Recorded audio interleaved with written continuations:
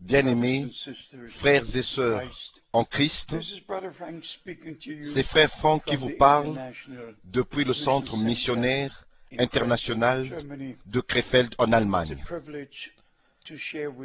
C'est un privilège pour moi de partager avec vous ce que Dieu a fait pendant ce week-end qui vient de passer.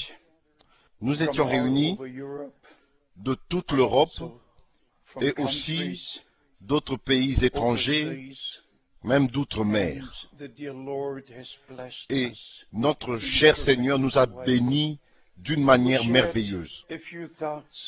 Nous avons partagé quelques pensées de Luc chapitre 1 et aussi d'autres écritures. Mais spécialement, nous avons partagé la pensée au sujet de Marie, la Vierge, et nous l'avons comparée aux Vierges sages de Matthieu chapitre 25. Marie ne connaissait aucun homme. Elle a reçu la parole de la promesse et le Saint-Esprit est venu sur elle. Ainsi, la parole fut faite chair et elle a habité parmi nous. C'était quelque chose de spécial. Représentez-vous ceci, que en un jour, en un moment, toutes les promesses, à commencer de Genèse chapitre 3, verset 15, où le Seigneur Dieu a dit que la semence viendra par la femme pour briser la tête du serpent, pour nous apporter la rédemption, et aussi ce qui est écrit dans Psaume chapitre 2, verset 7. Tu es mon fils, aujourd'hui je t'ai engendré. Et aussi dans d'autres endroits des Écritures, jusque dans Ésaïe chapitre 7 verset 14, une vierge deviendra enceinte et enfantera un fils et on l'appellera Emmanuel. Quand ce moment-là est arrivé, l'ange Gabriel est venu visiter Marie. Toutes ces promesses devinrent des réalités. Mes bien-aimés amis, nous vivons dans un temps où les promesses de Dieu deviennent des réalités. Et nous devons faire face à cela. Nous ne sommes pas sur la terre pour jouer à la religion. Nous ne sommes pas ici seulement pour avoir des différentes dénominations et des différentes églises. Nous devons réaliser que Dieu a une église rachetée par le sang de l'agneau. Et dans ce temps de la grâce, il prend soin de chaque promesse qu'il nous a faite. Depuis le commencement du Nouveau Testament, les promesses furent accomplies. Jean-Baptiste était un prophète promis. Le moment où cette promesse fut donnée à Zacharie au sujet de la naissance de Jean-Baptiste, disant qu'il marchera devant le Seigneur dans l'esprit et la puissance d'Élie, pour préparer le chemin du Seigneur, pour que un peuple bien disposé soit prêt pour le Seigneur. Bien-aimés, quelles sont les promesses pour notre aujourd'hui? Une fois encore, j'aimerais mettre l'accent sur Luc chapitre 1. Car tu as trouvé grâce devant Dieu. Est-ce que vous réalisez qu'au moment même où Dieu accomplit les promesses, nous devons trouver grâce devant lui, que ces promesses s'accompliront au travers de nous. Nous lisons dans Apocalypse, chapitre 18, au verset 4, la voix qui vient du ciel et disant, vous mon peuple, sortez du milieu d'eux, du milieu d'elle. C'est écrit dans les Écritures. Et quand le temps arrive, cette parole s'accomplit. Et c'est seulement ceux qui acceptent la parole promise de Dieu pourront prendre part à l'accomplissement de cela, de cette parole. Et la même chose s'applique à 2 Corinthiens, chapitre 6, à partir du verset 14. Vous, mon peuple, sortez. Et non tout le monde, mais s'il vous plaît, comprenez que Dieu ne se mêle pas, ne s'intéresse pas à une quelconque religion qui existe sur la face de la terre. Il n'interfère pas dans aucune église, ni dans aucune dénomination.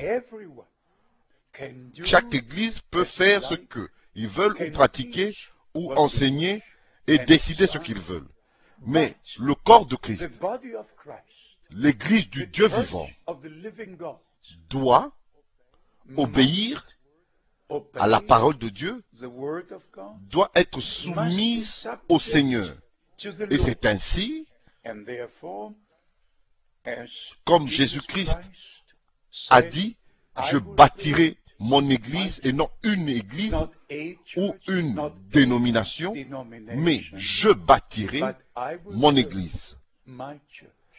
L'église des premiers-nés, ceux qui sont nés de nouveau par le Saint-Esprit. Et mes bien-aimés frères et sœurs, Jésus-Christ, à cet égard, était le premier-né parmi plusieurs frères.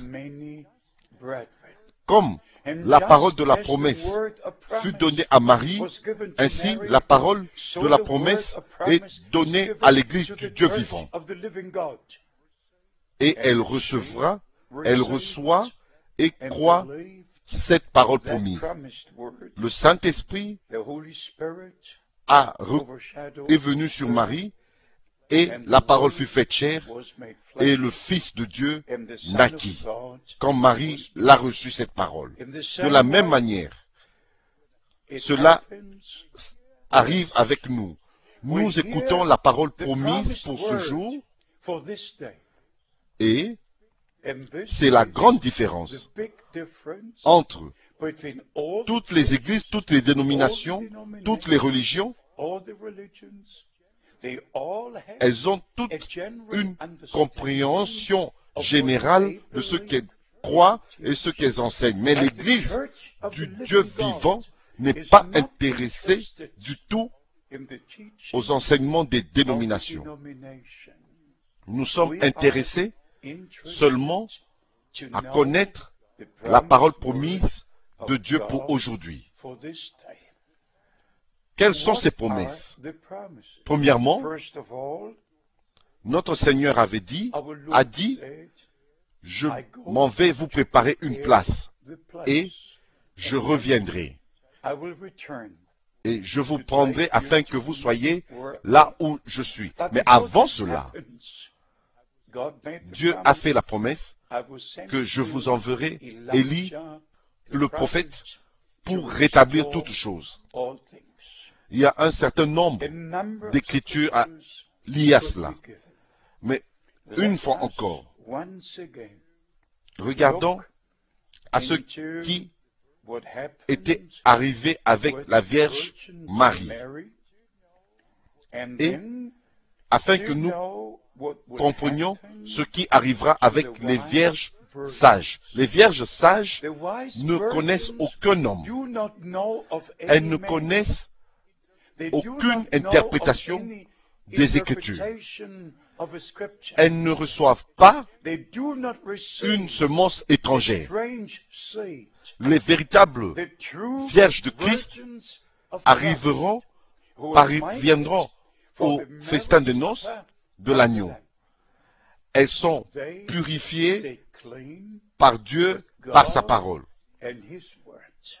parce qu'elles ont reçu les promesses et le Saint-Esprit vient sur nous pour que ces promesses deviennent des réalités. Frères et sœurs, je vais écrire encore et encore de l'importance des promesses et des prédictions que Dieu lui-même a faites dans sa sainte parole, qui s'accomplissent maintenant. Nous croyons que Dieu a envoyé dans notre temps un serviteur, un prophète, William Branham, pour nous ramener à la parole de Dieu, et non l'interpréter, quelconque écriture, mais laisser cela entre les mains de Dieu, qui est son propre interprète. Il est son propre interprète et il accomplit les choses en son temps. Bien-aimés, une fois encore, je voudrais dire, avec un cœur reconnaissant, Dieu nous a bénis, chers amis, dans notre temps. Plus de 800 personnes se sont réunies venant des distances de plus de 1000 kilomètres. Ils viennent pour être avec nous dans les réunions et écouter la parole de Dieu. Bien sûr, la famine spirituelle est sur la terre pour écouter, pour entendre la parole de Dieu. Mes chers amis, partout où vous êtes sur la terre, que les bénédictions de Dieu soient sur vous, que vous soyez les vierges sages comme Marie pour recevoir la promesse et que le Saint-Esprit vienne sur vous. Que notre cher Seigneur vous bénisse et soit avec vous. Dans le saint nom de Jésus. Amen.